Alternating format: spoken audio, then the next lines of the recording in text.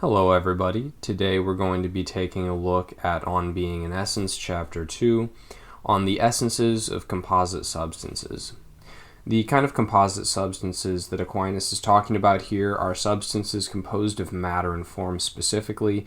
These are the two essential parts that he's talking about. We're going to start with some arguments about whether the matter and the form are both included in the essence, or if they're separate essences which are only accidentally related.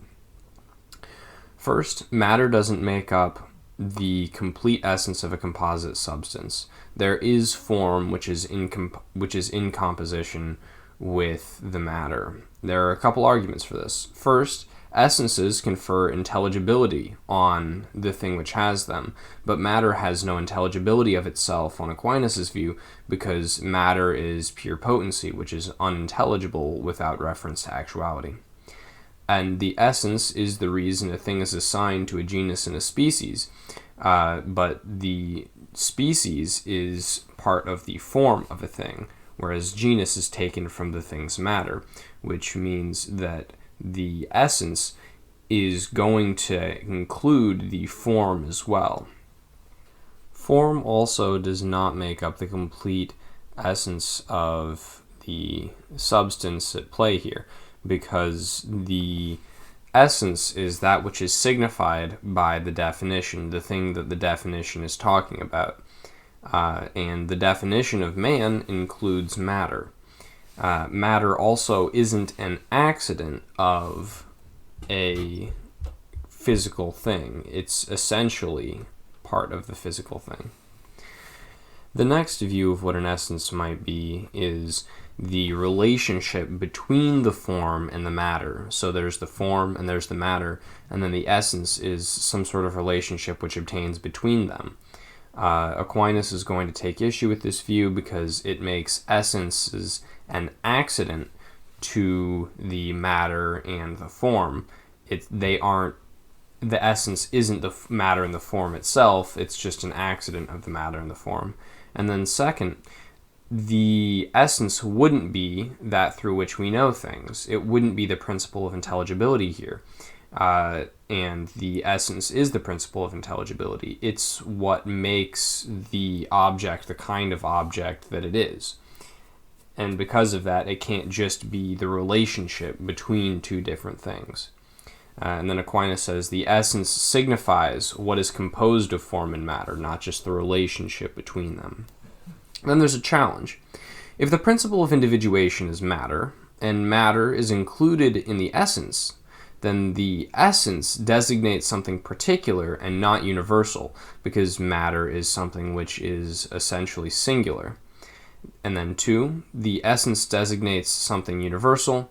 3, therefore, matter is not included in the essence. Aquinas' response to this problem is the distinction between designated and undesignated matter. So designated matter is matter which has dimensions, which takes up physical space, whereas undesignated matter is just pure potency. Designated matter is the principle of individuation, whereas undesignated matter is not the principle of individuation. It needs to be quantified, to be designated, before it can act as a principle of individuation. So in the essence only includes undesignated matter. It does not include designated matter.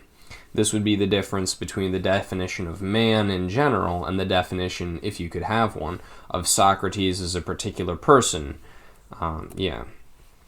Then the difference between designated and undesignated. This is man and Socrates. There's also a designation relationship between genus and species.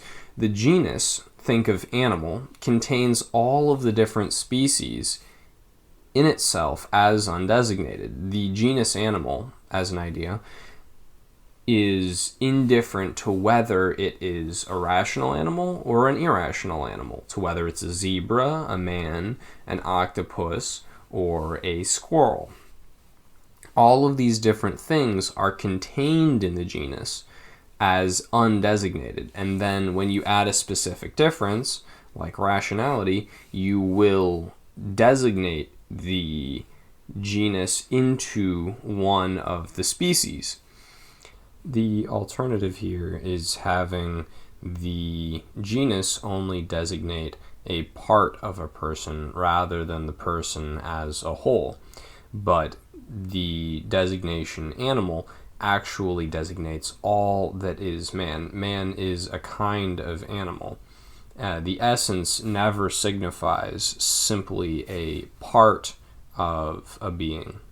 It signifies the whole through its matter, and then the difference signifies the whole through its form. So the genus is signifying the whole through its species of animality, while the difference is signifying it through its form. Then finally, a note on the genus. Different species that have the same genuses have different essences. This is just to say that the animality of humans and the animality of dogs is not the same animality. They are not identical. They are different instances of a type.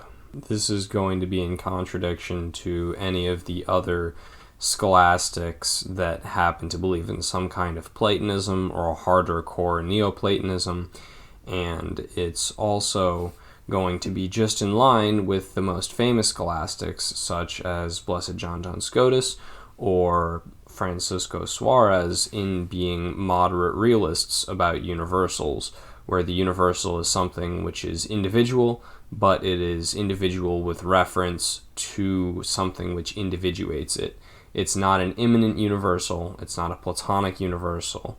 It is a trope which is derivatively distinct with reference to some individuator. For Aquinas, that was matter. I hope you learned something.